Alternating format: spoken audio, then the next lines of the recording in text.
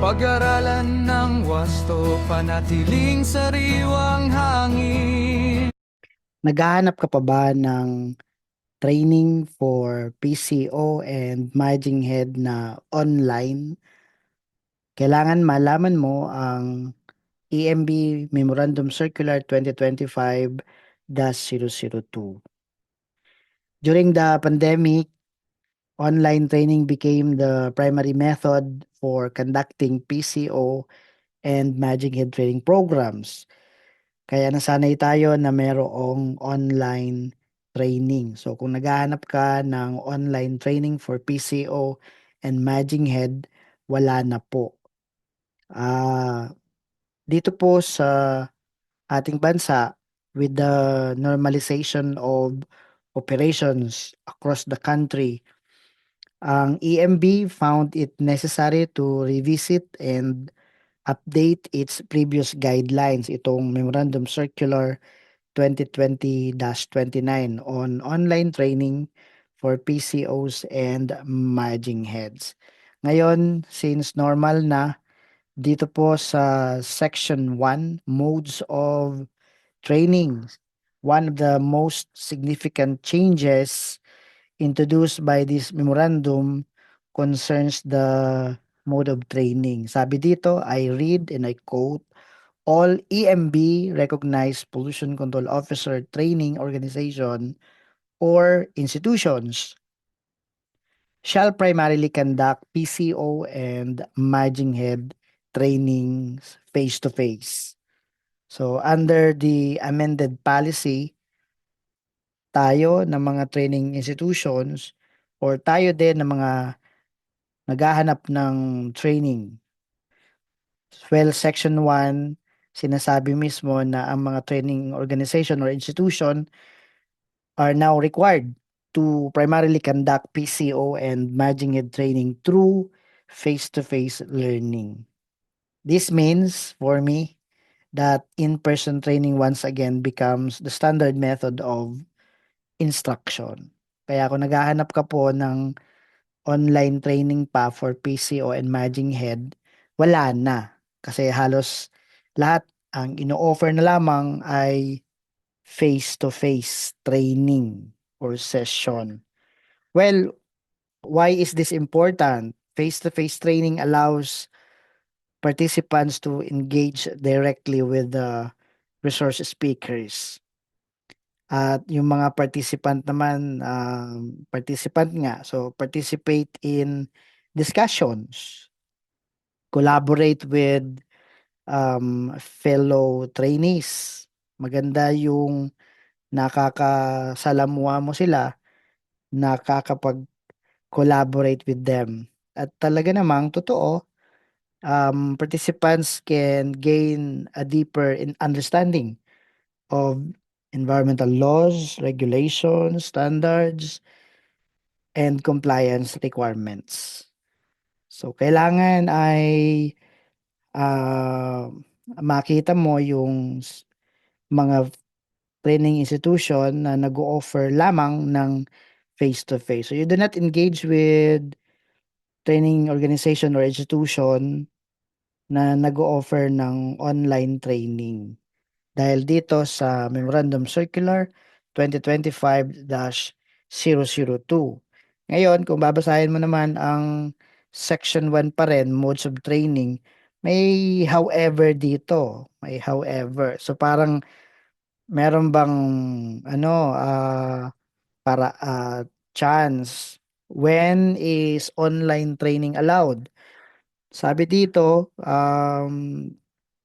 the memorandum recognizes that unforeseen circumstances, yun yung sinasabi ditong in the event of unforeseen circumstances, meron naman ditong pwedeng payagan, pero halos may mga requirement ito. Sinabi dito, example, yung typhoons, meron tayong mga natural disasters, or other force majeure events.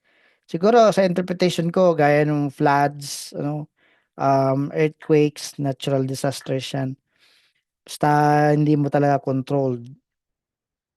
In such situation, sabi dito nga, training institution may conduct the entire training uh, through online. Malinaw yan, may conduct the entire training through online modality.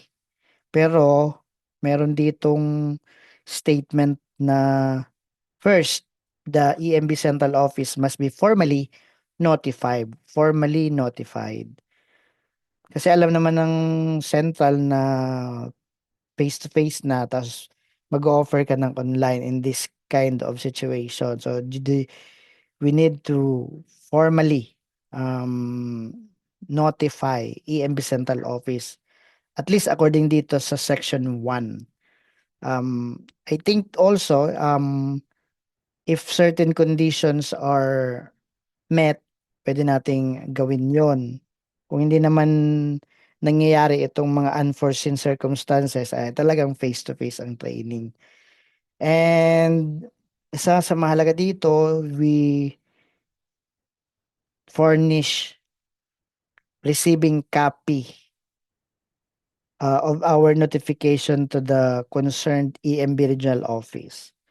So sa part ng training institution ito. Pero doable sa mga a-attend ng PCO training,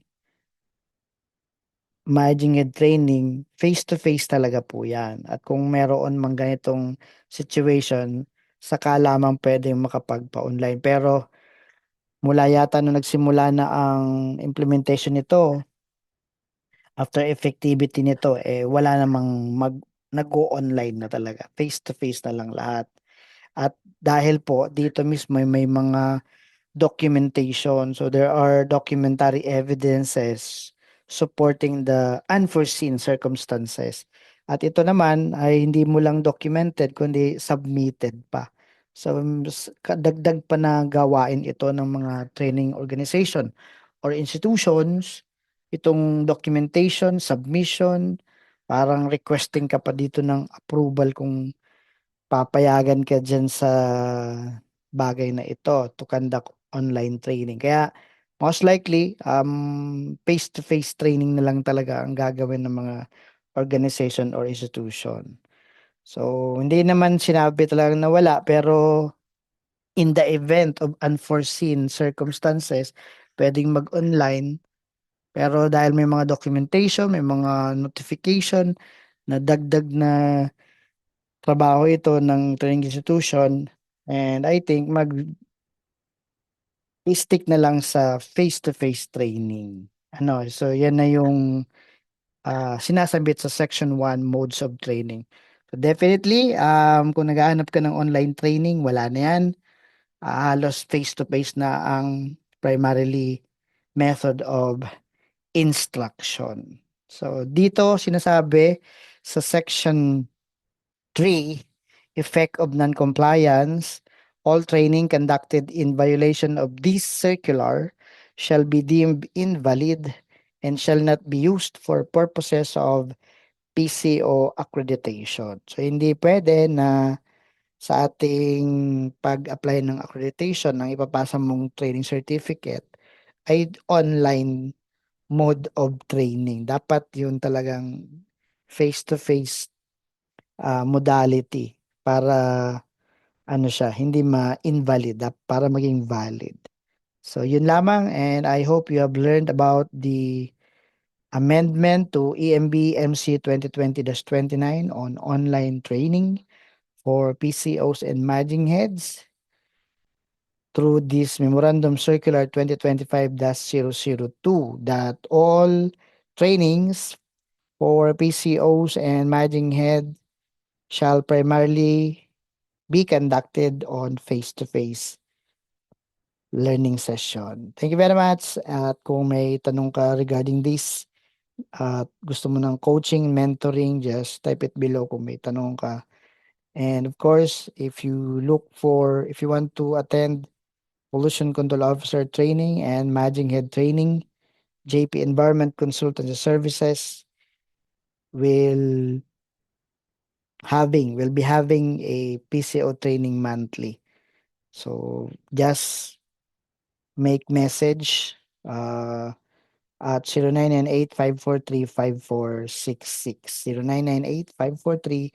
0998-543-5466. Protect the environment, protect life. Thank you very much, JP Environment Consultancy Services.